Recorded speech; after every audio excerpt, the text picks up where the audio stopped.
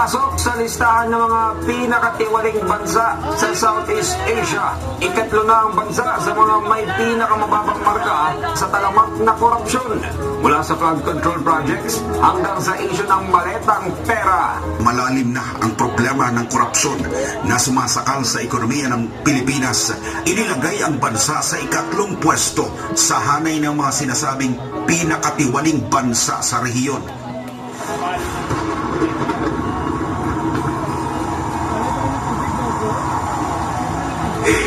Kulong na yan, mga kurakot! Kulong na yan, mga kurakot! Kulong na yan, mga kurakot!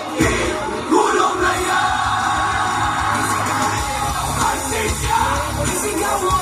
Katotohanan, isigaw mo! Pilipinas, isip! Huwag na tayo maging bihag ng isang buwan!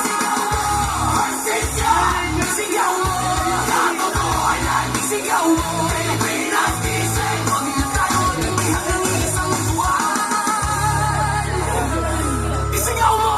Asisya, isigaw mo! Katotohanan, isigaw mo! Pilipinas, isip! Huwag na tayo maging bihag ng isang buwan! Tutuusin, hindi lang naman kaming mga kontraktor ang nakikinabang dito. Marami din sa inyo, mga politiko, ang nagpapataba ng bulsa sa pangumurakot. Kawawa po talaga ang mga mamamayang Pilipino kasi ninanakaw lang natin ang kaban ng bayan. Sinong umaahon, tayo ba o sila? Mga ngiti nila habang nakalubog ka ba sa napunta sa pinakirapan ko? Kaya binubulto na ng mga pangako niya.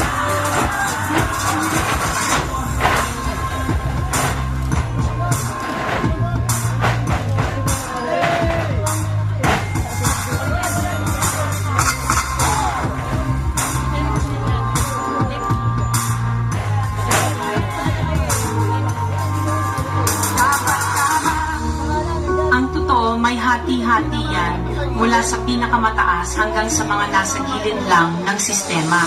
Sa patuloy na pagdinig sa Senado, sa dito kinurakot na proyekto ng gobyerno, 491 funds. Dapat tama, tinatama ba din natin ginagawa? Paulit-ulit na lang na ito ang bagong simula. Simula ng simula, bakit walang natatapos ang rasapati? Lagi ikot ng swelas ng sapatos. Ilang beses na nga ako, ilang beses na ba ako? Pati natin subukan at tulungan at umako. Bumahagi sa bigat na matagal na namin pasantap tayo ng sama-sama. Ating malalampasan ay mas maayos na bukas para sa ating mga anak. Ang unang hakbang ipinili ng tamang nakatatak na pangalan sa palota. Huwag na tayo magpakuto ng sa ating ang pangyarihan. Tayo magpumili, ikilong-ikili ang pagsisi sa sitil na nasa pwestong di ka nakilala kapag sinilipit sa lahat ng kanyang pangakong matagal na lahat. Hindi tayo kumbinsido, wag na natin dapat tama. Huwag ninyong ipakita sa publiko na malinis kayo dahil sa bawat proyekto may kapalit na porsyento para sa inyong mga opisina. Tingnan ninyo rin ang mga pangalan na nakaupo ngayon at lalo na sa mismong mga nagpapalakad ng gobyerno.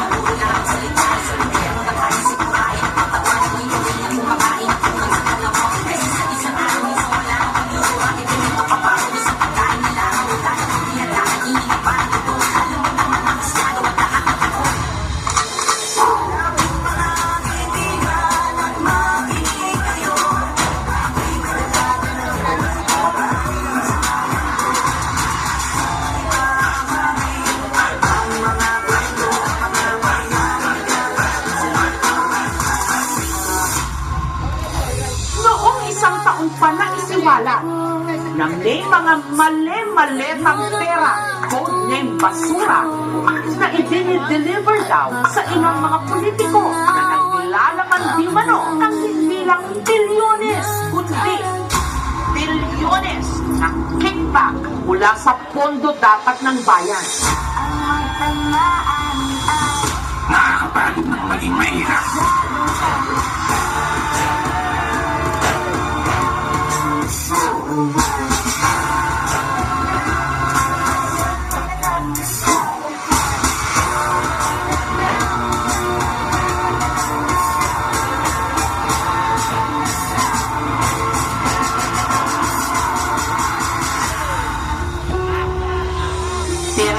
bayan pero tayo ang nakikinabang.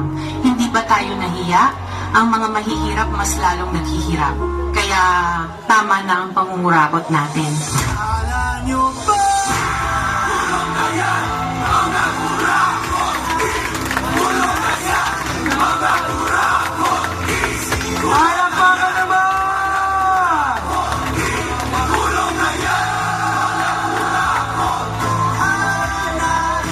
Smart na Valenzuela.